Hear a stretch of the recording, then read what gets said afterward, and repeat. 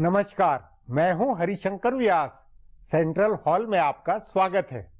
सन 2016-17 के आम बजट के तुरंत बाद शेयर बाजार जैसे ऊपर नीचे हुआ है, वैसे ही देश दुनिया भी कंफ्यूजन में है।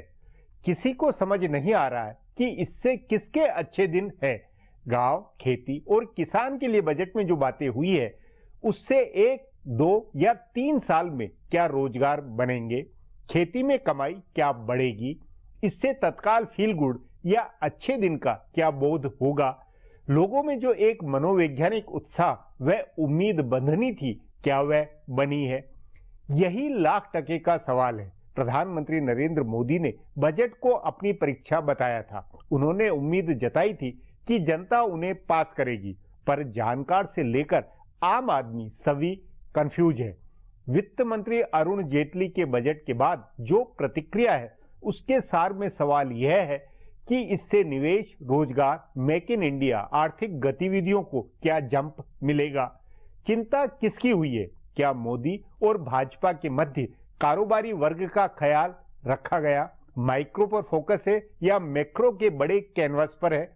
लोगों के जहन में अच्छे दिन का सपना बैठा हुआ था, लेकिन वित्त मंत्री ने अभी तक सरकार के ही अच्छे दिन लिवा लाने की चिंता की है। पिछले 2 बजट सरकार के वित्तीय घाटे, सरकार की कमाई और बही खाते को ठीक करने में गुजरे। पेट्रोलियम पदार्थों की कीमतों, जिंस बाजार आदि के जो लाभ हुए थे, उन्हें सरकार ने जनता को पास करने के बजाय खुद खाया। सन 2016-17 के बजट में जनता को लाभ देने के बजाय राजनीतिक चिंता है। इससे कारपोरेट, वैश्विक निवेशक, मध्य वर्ग, आम आदमी अपने को 2016-17 के बजट में बाईपास हुआ माने तो आश्चर्य नहीं होगा। आज इस पर चर्चा है, मगर उससे पहले गपशप और खास सुर्खियां है। शुरुआत सियासी गपशप से करते हैं।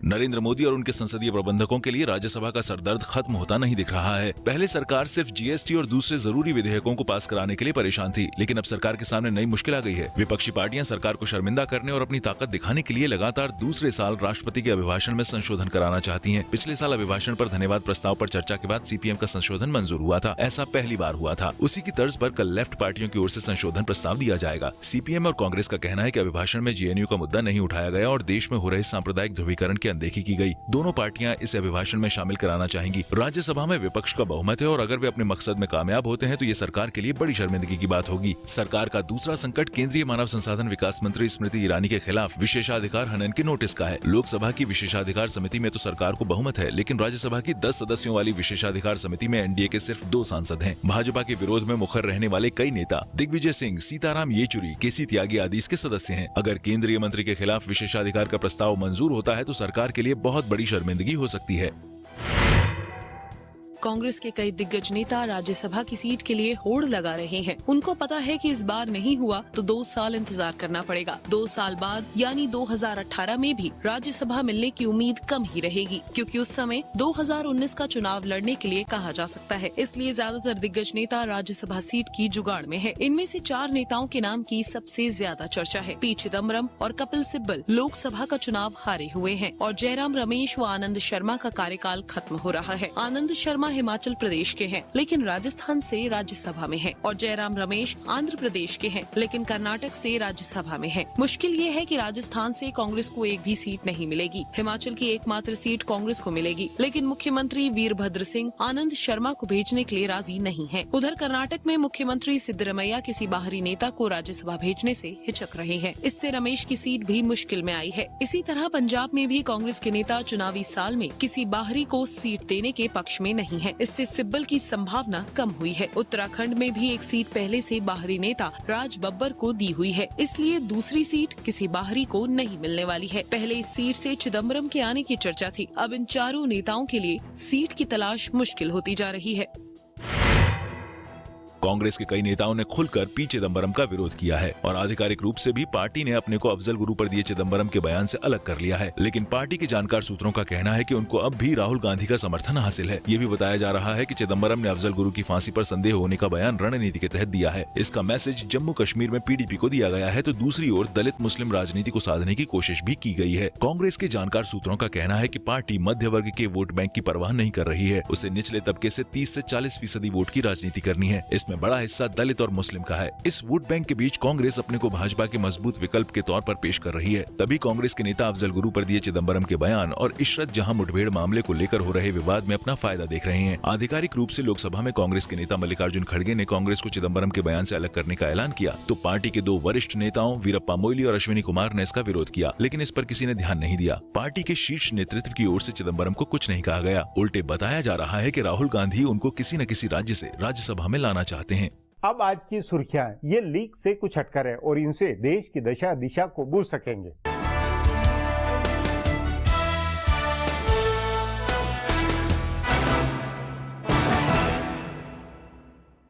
केंद्रीय वित्त मंत्री ने आज पेश किए अपने बजट में गांव, गरीब और किसान पर सबसे ज्यादा जोर दिया है। उन्होंने अपने बजट भाषण की शुरुआत कृषि सेक्टर की घोषणाओं से की। वित्त मंत्री ने कृषि क्षेत्र के लिए करीब 36,000 करोड़ रुपए का आवंटन किया है। वित्त मंत्री ने सिंचित इलाके बढ़ाने के लिए सिंचाई की नई योजना में 17,000 करोड़ रुपए देने का ऐलान किया है। ये भी घोषणा की गई है कि डॉक्टर भीमराव अंबेडकर की जयंती के मौके पर 14 अप्रैल को सरकार ई मार्केटिंग प्लेटफॉर्म की शुरुआत करेगी। इसके लिए भी 20,000 करोड़ रुपए का प्रावधान किया गया है। वित्त मंत्री ने कहा है कि सरकार दलहन की खरीद और जैविक खेती को प्रोत्साहित करेगी। भूजल बढ़ाने के लिए सरकार 60,000 करोड़ रुपए देगी। गांवों के विकास के लिए वित्त मंत्री ने मनरेगा में 38,500 करोड़ रुपए के आवंटन का ऐलान किया है। ग्रामीण सड़कों के लिए 19,000 करोड़ रुपए देने की घोषणा की है। इसमें राज्यों का हिस्सा मिला दिया जाएगा तो ये 27,000 करोड़ रुपए हो जाएगा। दीनदयाल ग्राम ज्योति योजना के तहत वित्त मंत्री ने 8,500 करोड़ रुपए देने की घोषणा की है। वित्त मंत्री अरुण जेटली ने बेहद साहसी फैसला करते हुए इस साल आयकर दरों की स्लैब में कोई बदलाव नहीं किया है। हालांकि उन्होंने छोटे करदाताओं को राहत दी है। वित्त मंत्री ने 2016-17 के बजट में 5 लाख रुपए तक की आमदनी वालों को मिलने वाली राहत बढ़ाकर 5,000 रुपए तक कर दी है। इसके अलावा जिनके पास अपना घर नहीं है और वे किराए के मकान में रहते हैं, उन्हें कर छूट से मिलने वाली सीमा 24,000 रुपए से बढ़ाकर 60,000 रुपए कर दिया है। ऊंची कमाई वालों से ज्यादा कर वसूलने की नीति के तहत वित्त मंत्री ने 1 करोड़ रुपए से अधिक कमाई करने वालों पर 3% अधिभार बढ़ाना प्रस्तावित किया है। वित्त मंत्री ने यात्री कारों पर अलग अलग दर से प्रदूषण उपकर लगाया है। इससे 10 लाख रुपए से ज्यादा कीमत की गाड़ियां महंगी होंगी। विलासिता की और भी कई चीजें महंगी हो जाएंगी। वित्त मंत्री के कर प्रस्तावों से प्रत्यक्ष कर मद में 1,060 करोड़ रुपए का नुकसान होगा, जबकि अप्रत्यक्ष कर प्रस्ताव से 20,670 करोड़ रुपए का राजस्व प्राप्त होगा। इस तरह कुल कर प्रस्तावों से 19,610 करोड़ रुपए का शुद्ध राजस्व मिलेगा। माना जा रहा है कि बजट प्रावधानों से सारी चीजें महंगी हो जाएंगी। केंद्रीय वित्त मंत्री अरुण जेटली ने आज अपना दूसरा पूर्ण बजट पेश किया। उन्होंने कहा कि सारी दुनिया में आर्थिक मंदी के आसार हैं और विकास की वैश्विक दर कम हो रही है, लेकिन भारत की विकास दर ऊंची बनी हुई है। उन्होंने बताया कि भारत का विकास दर 7.6% और महंगाई की दर 5.4% रही है। वित्त मंत्री ने बजट में ढेर सारी लोक लुभावन घोषणाओं के बावजूद कहा कि वित्तीय घाटा पहले से निर्धारित लक्ष्य 3.5% पर ही रहेगा। उन्होंने कहा कि 7वें वेतन आयोग की सिफारिशों को लागू करने और सैनिकों के लिए 1 रैंक 1 पेंशन की योजना लागू करने से सरकार पर अतिरिक्त बोझ आएगा। वित्त मंत्री ने कहा कि सरकारी योजनाओं का लाभ सिर्फ जरूरतमंदों तक पहुंचे, इसके लिए नियम बनाए जाएंगे। वित्त वर्ष 2016-17 का बजट 19.78 लाख करोड़ रुपए का है, जिसमें 5.5 लाख करोड़ रुपए का योजना व्यय है, जबकि गैर योजनागत खर्च 14.28 लाख करोड़ रुपए का है। प्रधानमंत्री नरेंद्र मोदी ने वित्त मंत्री अरुण जेटली के आज पेश किए गए बजट की जमकर तारीफ की है। प्रधानमंत्री ने कहा है कि किसान हमारी प्राथमिकता है। मोदी ने ये भी कहा है कि ये बजट गरीबी मिटाने के लिए समयबद्ध और व्यापक रूपरेखा प्रस्तुत करता है। पीएम ने कहा है कि किसानों की आय को दोगुना करने की दिशा में इस बजट में कई अहम कदम उठाए गए हैं। इनमें से एक महत्वपूर्ण कदम प्रधानमंत्री कृषि सिंचाई योजना है। गाँव के विकास में बिजली और सड़क के महत्व को बताते हुए मोदी ने कहा कि 2019 तक देश के हर गाँव को सड़क से जोड़ने का बहुत बड़ा संकल्प है। हर नागरिक के घर के सपने को पूरा करने की बात करते हुए प्रधानमंत्री ने कहा कि बजट में वो सारे प्रावधान किए गए हैं जिसके कारण हाउसिंग सेक्टर को बल मिलेगा और सामान्य नागरिक को घर भी मिलेगा। प्रधानमंत्री ने गरीब घरों में LPG कनेक्शन देने की योजना की भी तारीफ की। कांग्रेस पार्टी ने बजट की आलोचना करते हुए कहा है कि इसमें कोई बड़ा आइडिया नहीं है। पूर्व प्रधानमंत्री और नामी अर्थशास्त्री मनमोहन सिंह ने कहा कि केंद्रीय वित्त मंत्री अरुण जेटली के बजट का गहराई से विश्लेषण करने की जरूरत है। उन्होंने कहा कि बजट में कोई भी बड़ा आइडिया पेश नहीं किया गया, सिवाय इसके कि सरकार की अगले 5 वर्षों में किसान की आय दोगुना करने की योजना है। वैसे ये बात प्रधानमंत्री नरेंद्र मोदी रविवार को कह चुके हैं। उन्होंने कहा कि ये विचार एक असंभव सा सपना है। देश को ये बताने की इच्छा नहीं दिखाई गई कि ये कैसे हासिल किया जाएगा, क्योंकि इसके लिए 5 में से हर वर्ष खेती की आय में करीब 14% वार्षिक बढ़ोतरी की जरूरत है। फिलहाल अब एक ब्रेक है, फिर खुलासा होगा।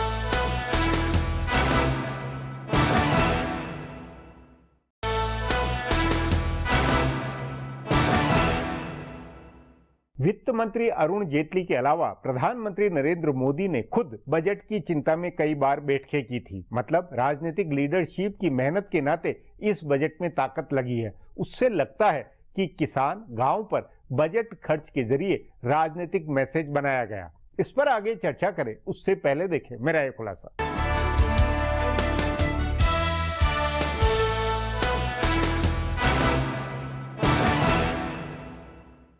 कल तक माना जा रहा था कि अरुण जेटली का इस साल का बजट आम लोगों को झटका देने वाला होगा, लेकिन अगर आयकर स्लैब में कोई बदलाव नहीं करने के फैसले को छोड़ दें, तो पूरा बजट ऐसा लग रहा है कि आम आदमी को ध्यान में रखकर बनाया गया है। नरेंद्र मोदी की सरकार का इस बार का बजट कांग्रेस उपाध्यक्ष राहुल गांधी की ओर से पूरे साल लगाए गए सूट बूट की सरकार के आरोपों का जवाब है। वित्त मंत्री ने सूट बूट वालों पर जमकर टैक्स लगाए हैं और उनके पैसों से गाँव, गरीब, किसान और बुनियादी ढांचे के विकास की रूपरेखा पेश की है। यह एक राजनीतिक बजट है जिसे देश की वित्तीय व राजकोषीय सुदृढ़ता को ध्यान में रखकर तैयार किया गया है। वित्त मंत्री ने तमाम अनुमानों और आरोपों से उलट महात्मा गांधी नरेगा के लिए 38,000 करोड़ रुपए से ज्यादा का आवंटन किया है। गांवों में सड़क बनाने के लिए 19,000 करोड़ रुपए दिए हैं और ग्रामीण विकास के लिए करीब 88,000 करोड़ रुपए का आवंटन किया है। उन्होंने ग्रामीण इलाकों में विकास के काम और बुनियादी ढांचे के निर्माण के लिए कुल 2,87,000 करोड़ रुपए देने का ऐलान किया है। यह संभवतः पहली बार हुआ है कि वित्त मंत्री ने अपने बजट भाषण की शुरुआत कृषि सेक्टर से जुड़ी घोषणाओं से की। उन्होंने सबसे पहले दुनिया के आर्थिक हालात बताए और कहा कि सारी दुनिया में विकास की दर घट रही है और सिर्फ भारत ऐसा देश है जहां विकास की ऊंची दर बनी हुई है। इसके बाद कृषि सेक्टर से जुड़ी घोषणाएं शुरू की। वित्त मंत्री ने कृषि की 23 लंबित परियोजनाओं को अगले साल 31 मार्च तक पूरा करने का ऐलान किया है। उन्होंने ये भी कहा है कि सिंचाई से जुड़ी 89 परियोजनाओं को तेजी से आगे बढ़ाया जाएगा। नई सिंचाई योजना के लिए जेटली ने 17,000 करोड़ रुपए का प्रावधान किया है। प्रधानमंत्री नरेंद्र मोदी ने देश के 4 हिस्सों में किसान रैली करके जो घोषणाएं की थी, उन्हें वित्त मंत्री ने अपने बजट में शामिल किया। उन्होंने कहा कि 2022 तक किसानों की आय दोगुना करने का लक्ष्य रखा गया है। वित्त मंत्री ने 36,000 करोड़ रुपए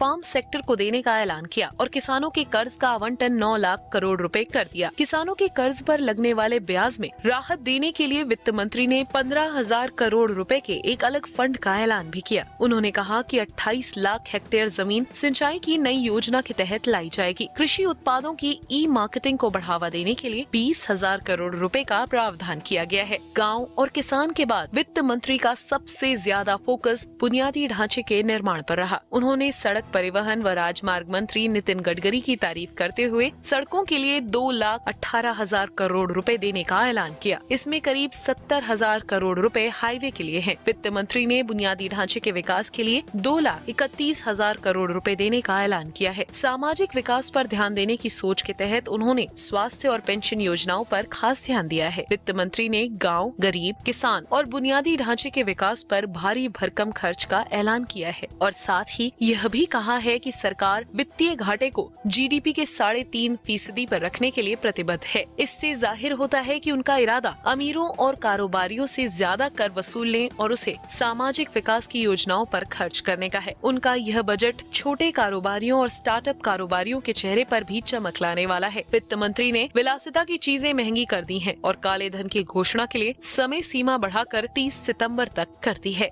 अब एक ब्रेक है, उसके बाद बजट 2016-17 पर चर्चा करेंगे।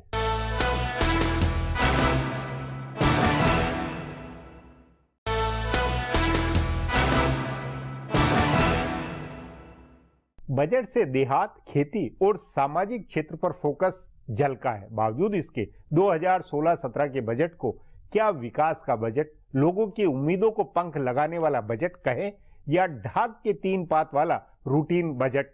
लगता नहीं कि इससे मोदी सरकार की वाहवाही, राजनीतिक पूंजी बढ़ेगी। इस पर चर्चा के लिए आज मेरे साथ आर्थिक मामलों के जानकार आनंद प्रधान हैं।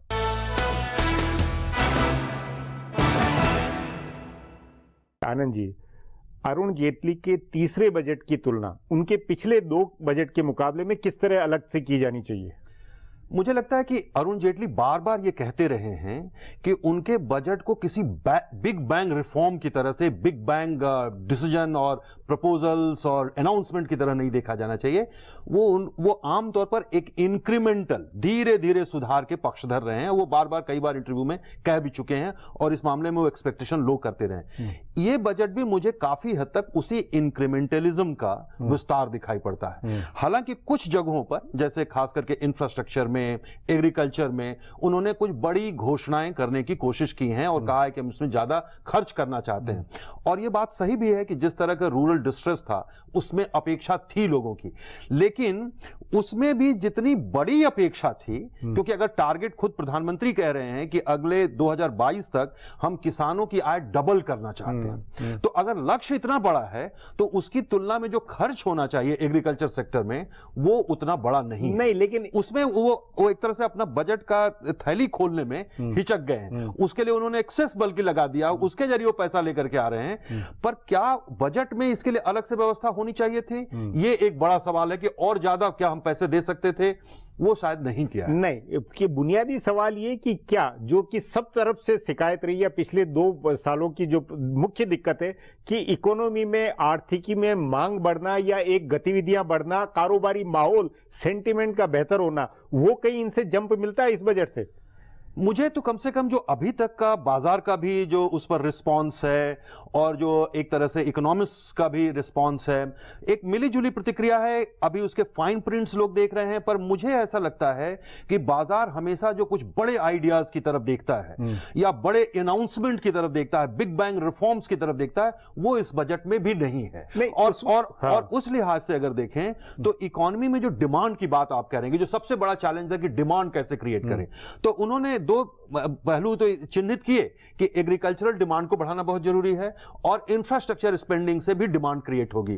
पर उसमें भी अब देखिए कि इंफ्रास्ट्रक्चर या एग्रीकल्चर स्पेंडिंग जो बढ़ाना था, उसमें आपने हाथ आपने बांध दिया। आपको फिस्कल डेफिसिट भी कंट्रोल करना है, तो फिस्कल डेफिसिट का जो टारगेट इन्होंने पहले से फिक्स किया हुआ था, हालांकि उन्होंने बजट भाषण में कहा कि हमको इस पर विचार करना चाहिए, इतना रिजिड क्यों होना चाहिए, उसके लिए उन्होंने कमिटी भी बना दी, लेकिन बावजूद इसके इस बार तो उन्होंने माना है, तो इसलिए उन्होंने उस तरह से खर्च भी नहीं किया। तो इससे डिमांड पैदा होगा, ये अभी कहना बड़ा मुश्किल है। इसलिए मुश्किल है क्योंकि बजट में जो अनाउंसमेंट किए हैं उससे वो मैसेज नहीं जा रहा है। नहीं, लेकिन बुनियादी सवाल ये होना चाहिए या ये है कि कृषि पर अगर फोकस करें या खर्च बढ़ रहा है सिंचाई या इस पे, उसमें क्या बेरोजगारी की जो बड़ी समस्या है, जो नौजवान तबका जो कि देश का सबसे बड़ा है, उसको तात्कालिक तौर पर किस तरह का लाभ होता है? या कृषि के अंदर विकास, क्या सचमुच में जो जीडीपी की विकास का, क्योंकि अगर औद्योगिक उत्पादन हो, सर्विस सेक्टर हो, उसमें तो आपको बड़ा फिगर मिल सकता है, कृषि के अंदर क्या तात्काल हो सकता है? इसको लेकर क्या विजन इसमें से भाषण से निकल के आता है? उन्होंने जोर तो बहुत दिया सिंचाई पर, और देखिए सिंचाई पे दिया, लेकिन क्या इससे 2-3 साल में संभव है ये बदलना? मुझे तो दिखाई नहीं पड़ता, क्योंकि एग्रीकल्चर जिस सर्कल में फंसा हुआ है, वो सर्कल जो गंभीर है, उसमें एग्रीकल्चर से उम्मीद कैसे विकास की या बेरोजगारी खत्म होने की हो सकती है? एग्रीकल्चर से तो सबसे बड़ा चैलेंज है कि वहां से जो ज्यादा बोझ है उस पर, वहां से जो निकल रहे हैं लड़के निकल रहे हैं उनको शहर की तरफ, वो मैन्युफैक्चरिंग में और सर्विसेज में उनको जॉब कैसे दिया जा सके और क्वालिटी जॉब कैसे दिया जा सके, और जिसके लिए स्किल डेवलपमेंट और मेक इन इंडिया ये सबके अनाउंसमेंट हैं। पर मैन्युफैक्चरिंग के लिहाज से अब मैन्युफैक्चरिंग में सरकार पूरी तरह से प्राइवेट सेक्टर पर भरोसा कर रही है। उनको लग रहा है कि हमने एफडीआई रिफॉर्म कर दी है, हमने उसके लिए स्टार्टअप और बाकी सारी योजनाएं अनाउंस कर दी हैं। उसके लिए उन्होंने कॉर्पोरेट टैक्स में जो नई कंपनियां बनेंगी मैन्युफैक्चरिंग में, उसको 25% का अनाउंस किया है, तो कुछ इंसेंटिव देने की कोशिश की है। लेकिन जो एक तरह से अभी ये लोग मान रहे थे कि पंप प्राइमिंग की जानी चाहिए, यानी इकोनॉमी में आप जितना पब्लिक इन्वेस्टमेंट बढ़ाएंगे उससे प्राइवेट इन्वेस्टमेंट आएगा। तो उसमें इंफ्रास्ट्रक्चर, सड़क निर्माण और बिजली के लिए टारगेट जो बनाया वो अपने आप में एक इफेक्ट ही तो बनता है। अब देखिए बनता है अब उसमें, लेकिन अब मैं ये कहना चाहूंगा कि ये बात सही है, जैसे रोड ट्रांसपोर्ट को ही लीजिए, हाईवेज को लेकर उन्होंने बड़ी घोषणाएं की हैं, लेकिन अगर बजट को ही हम देखें, उसके फाइन प्रिंट्स को देखें, तो उसमें उन्होंने एक तरह से पिछली बार के बजट में जो बजट अनाउंस किया था 82,000 करोड़ रुपए दिए थे, उसमें से खर्च सिर्फ 69,000 करोड़ हुए, और अभी उन्होंने 1,03,000 करोड़ कर दिया है उसको अनाउंस करके। तो अब सवाल यह है कि 82,000 से आपने 1,03,000 पर पहुंचाया, लेकिन खर्च कितना करते हैं, यही तो सबसे बड़ी चुनौती रही। बार बार हम लोग पिछले दिनों चर्चा करते रहे कि इंप्लीमेंटेशन जो रोड सेक्टर में एक बड़ी चुनौती है, और उसमें भी खास करके इंटरनल रिसोर्सेज से ज्यादा पैसा आना है, जो कि पिछली बार भी मीट नहीं किया जा सका। तो ये एक तरह से जो प्राइवेट सेक्टर का उसमें पार्टिसिपेशन है, उसको कैसे आगे बढ़ाएं, उसके लिए रास्ता कैसे खोलें, ये एक बड़ा चैलेंज अभी भी बना हुआ है। लेकिन इससे क्या राजनीतिक विमर्श, किसान हितकारी, देहात हितकारी सरकारें, ये बनेगा इस बजट से? मुझे लगता है कि थोड़ा मुश्किल है। उसकी मुश्किल की वजह यह है कि क्योंकि किसान को क्या चाहिए, उसको तुरंत चाहिए एक इनकम, और इनकम का जो सवाल है वो सीधे सीधे एमएसपी से जुड़ता है, और एमएसपी उस तरह से बढ़ाया नहीं है। तो इसी तरह से जैसे मान लीजिए कि जो और दूसरे कह रहे हैं कि सीरियल से हम जैसे पल्सेस पर, तिलहन पर, ये सब पर जाएं, उसके लिए अनाउंसमेंट भी कई की हैं, लेकिन जितना बड़ा अनाउंसमेंट है उसकी तुलना में 400 करोड़ रुपया, 700 करोड़ रुपया, 300 करोड़ रुपया, 200 मतलब कोई बड़ा राजनीतिक मिशन, वो मकसद इससे मुझे लगता है कि जैसे किसानों पर जोर है, किसानों के लिए ही मैसेज देने की कोशिश की गई, वहीं से उन्होंने बजट भाषण शुरू किया, क्योंकि यही सबसे बड़ी चुनौती है। आने वाले राज्यों के जो चुनाव हैं उसमें भी यही मुद्दा सबसे बड़ा रहेगा किसानों का। लेकिन किसानों को जो तत्काल लाभ मिलना चाहिए, जिस तरह के वो रूरल डिस्ट्रेस है, मतलब वो तत्काल लाभ, देखिए तत्काल लाभ तो ये कि अच्छे दिन की सबको तत्काल की इच्छा थी, वो तो सब टले हुए हैं, वो टला हुआ। तो वो एक तरह से उन्होंने जैसे सिंचाई के लिए भी और बाकी के लिए भी 2 साल 3 साल का सबका उसमें रखा है उन्होंने।